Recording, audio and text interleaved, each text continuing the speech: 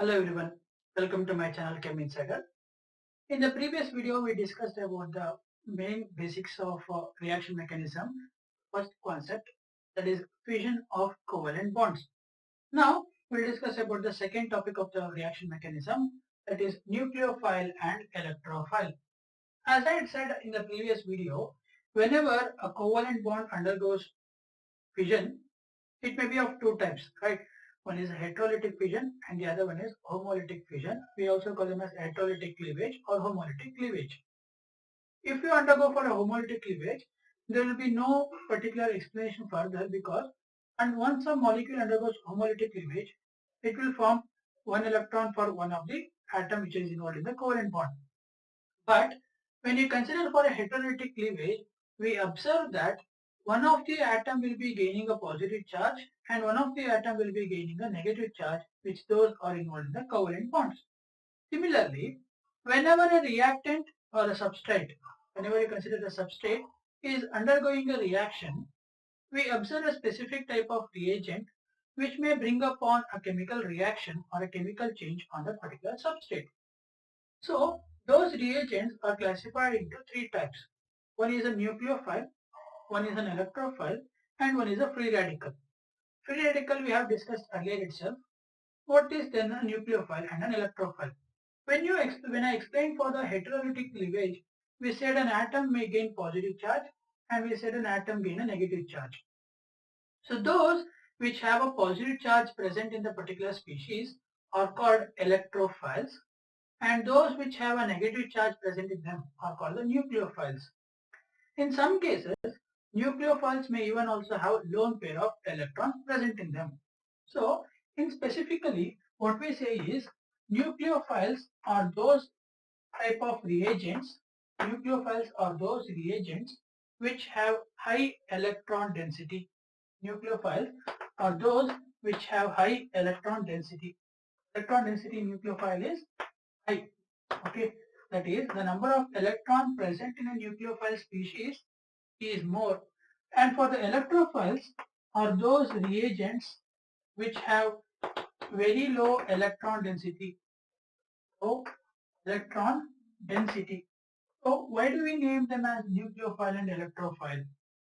That is because if a species has more number of electron, then it will be looking for nucleus. If a species has low number of electron, then it will be looking for electrons. Therefore, the substance which go in search of electrons are called the electrophile. The substances which go on checking of search for nucleons are called the nucleophiles.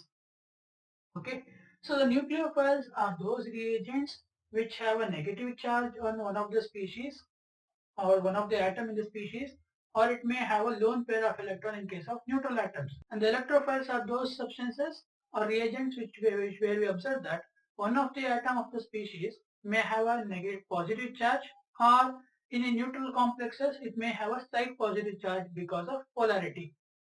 And the complete nucleophile and electrophile concept comes across only if a given bond is polar in nature. If an organic compound which is going to undergo certain changes is having a certain polar nature of bond, then that particular organic compound is said to be forming a nucleophile or an electrophile. Like for example, if you consider for CH3, if you consider for a CH3X molecule, this is a neutral molecule of chloromethane, halomethane. Now, due to the presence of electronegativity on halogens, the electrons present in this particular bond will be influenced more towards the electronegative halogen atom, which results in a slight positive charge on carbon and a slight negative charge on halogen. So, whenever you have two different electronegative atoms bonded through a covalent bond, then that particular bond is called the polar bond, which we had discussed in the chapter of chemical bonding. Now, here out of carbon and halogen, halogen being more electronegative might gain a slight negative charge and carbon might gain a positive charge. When a neutral species such as R3N having a lone pair of electron tries to attack this chloromethane, it will attack that particular atom which has less number of electrons, because if it attacks the halogen which is already having electronegative species and it also has the electrons from the bond itself, then the nucleophile N will be attacking the carbon atom, because the carbon atom has lost 2 electrons to the halogen if the bond completely breaks down. Therefore, what we observe is halogen will be having 8 electrons, carbon will be having 6 electrons once this particular carbon-halogen bond breaks down. Hence, when a nucleophile comes in contact with the substrate, it will donate the lone pair of electrons to this particular carbon atom, hence satisfying the 8 electron charges of carbon. So, whenever a nucleophile comes in search for the reaction is, it will look for an electrophilic species. Nucleophile always looks for an electrophilic species, that means an atom which is looking for electron.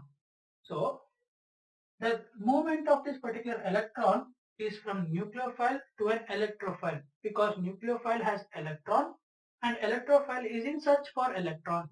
So, in a chemical reaction, if you observe is nucleophile will attack an electrophilic center in order to donate electron. There is one type of reaction, that is nucleophilic reaction. In the nucleophilic reaction,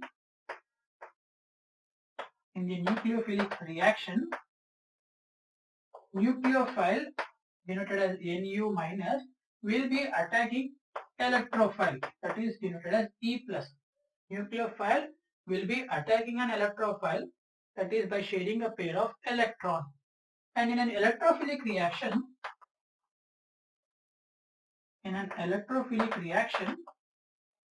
what we observe is electrophile will be attacking nucleophile. But in this process, it will be taking the electrons from nucleophile.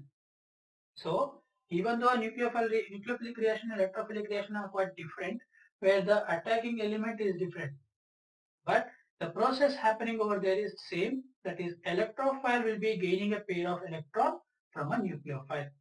Maybe a nucleophile is a heteroatom, that means a home. The nucleophile may be a neutral atom or it may be a negative charged species. So a nucleophile donates electron by either its lone pair of electrons or by its bonded negative charge. So what if a nucleophile has both? What if a nucleophile has both lone pair of electron and a negative charge? Remember, whenever a nucleophile has got both lone pair of electron and a negative charge, it will donate the negative charge first, and then if there is a requirement of further electrons, then it will only donate the lone pair of electron. Like for example, if you consider OH minus, oxygen here has a negative charge and 2 lone pair of electron. Alright, oxygen has a negative charge and a 2 lone pair of electron. When it is looking for an electrophile, it will be looking through donating the negative charge, but not the lone pair of electron. If it is completely satisfied the negative charge, then only it will use the lone pair of electron if necessary. If not, then it will just the end of the reaction. So, a nucleophilic reaction is one where we observe nucleophile attacking the electrophile by donating a pair of electron. An electrophilic reaction is where we observe the electrophile will be attacking a nucleophile, where we observe new electrophile will be dragging the electrons from the nucleophile. So this is about the two reactions of nucleophilic and electrophilic. So the nucleophiles and electrophiles are completely simplest species which gain a negative charge and positive charge when a polar bond is broken down. And that particular negative charge and positive charge will be looking for the opposite species in order to form a new bonds. Okay, and that particular bond formation is denoted by the movement of electrons from nucleophile to electrophile, and that particular movement of electron is denoted by a curved arrow. Okay, like for example, if you observe nucleophile giving electrons to electrophile, it is denoted by the curved arrow. It is denoted by the curved arrow as such. Okay, So this is about nucleophile and electrophile. Now, how do we learn about a species being a nucleophile and an electrophile? It completely depends upon two concepts.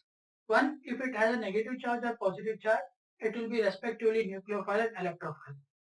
But the second point says that if you have a if you have a neutral species, how can you indicate a particular species is an electrophile or a nucleophile?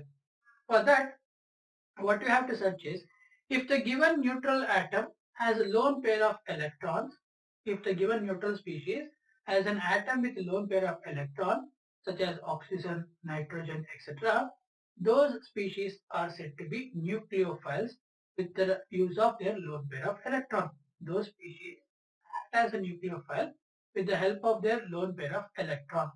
And if you consider for certain species which have neutral molecular structure, like for example CH3 E double bond O.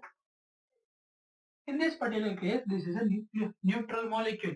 Here, the carbon present here will be acting as a electrophile. Even though the molecule is neutral, the carbon acting here will be acting as a electrophile. That is because the lone pair of electrons will be dragged towards the oxygen atom. Okay. In similar case of methyl halide also, the carbon being a slightly electropositive when compared to a halogen will be acting as an electrophile. Okay. So due to the polar nature of neutral molecules, we'll observe electrophilic nature of the species. So in case of neutral molecules being a nucleophile, it should contain lone pair of electrons. Okay. So this is about nucleophiles and electrophiles. Next, we'll discuss about indication of movement of electrons in a covalent bond. That is electron movement in organic compounds. The second concept is electron movement in organic compounds. When you observe for a particular compound, the movement of electron takes place in three types. The movement of electron takes place in three types of properties. So, first one being movement of pi electrons from one bond to the adjacent bond. That is movement of pi electrons to adjacent bond. Movement of pi electrons to the adjacent bond. As I said earlier, the movement of electrons is denoted by a curved arrow, right? Now, let us take an example of where we observe of this type. So here, there is a double bond on Y and there is a single bond between Y and X. So now, if this is the covalent bond which we are considering and this is a pi bond. So the movement of pi bond takes place in such a way that it can move to the adjacent YX single bond. Okay, it might move a YX adjacent bond. So first type of movement is movement of pi electrons to the adjacent bond. Movement of pi electrons to the adjacent bond. Second type is movement of electrons to the adjacent atom. Movement of pi electrons adjacent atom. That is, if you consider the same example, so the pi electrons of this particular bond should be moving to the adjacent atom, that is Y. So this is second type of movement of electron. And in the third type, what we observe is movement of electron from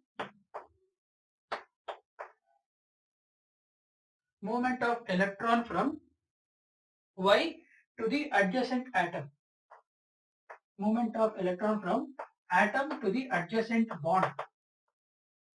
Atom to the adjacent bond. So this is the third type of movement where we observe if you have lone pair of electrons on oxygen, particular element or atom, then it might donate those electrons to the bond formation. So these electrons might move towards the bond. Okay. So resulting here is Y double bond X. In this particular condition, this is Y with a minus charge and 2 single bond. In this particular condition, Y double bond X, this being a positive charge. Okay. So what we observe here is if there is a movement of electron between the bonds, the other bond will get completely removed for the next species. Now just completely observe here, there is no bond further for X. So here, in the first case, movement of pi electrons from one bond to the adjacent bond. It should go to the adjacent bond itself, but not the third bond. It will not go for the third bond, it will move to the adjacent bond. Then we observe the double bond shifted from one atom to the other atom. Second case is movement of pi electrons to the adjacent atom. It induces a negative charge on the atom. Next, movement of electrons from atom to the adjacent bond. It induces a positive charge on the atom. Okay, so these are the three types of movement of electron which we usually observe in organic compounds. Now, how to write the movement of electron exactly?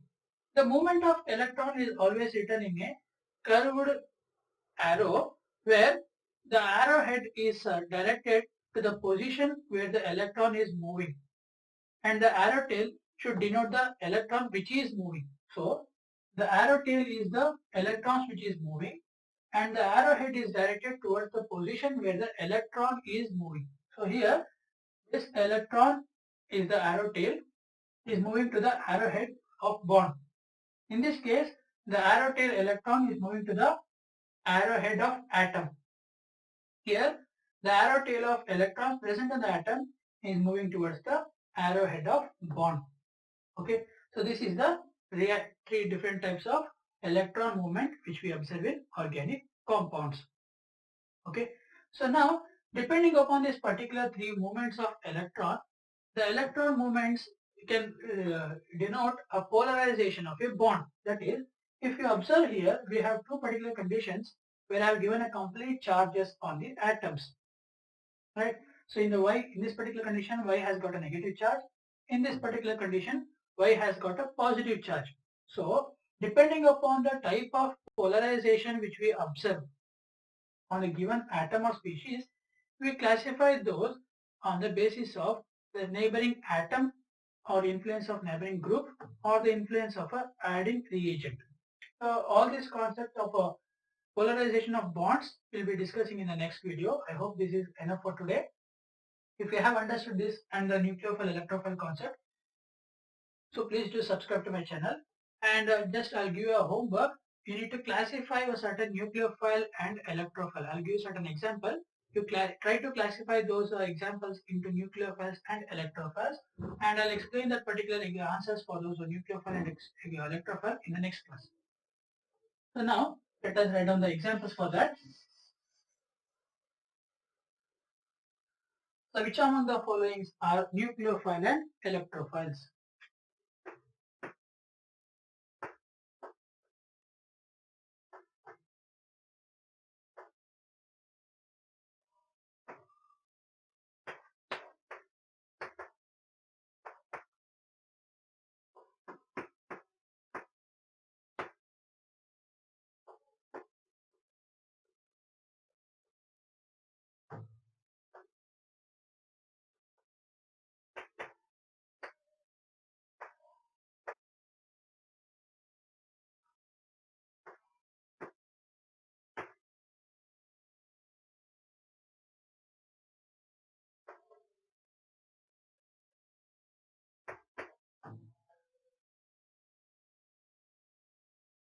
Okay, so these are the several examples.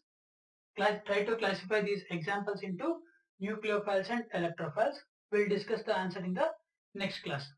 Okay, so thank you for watching. If you have understood this concept, please do subscribe to my channel and share this video among your friends.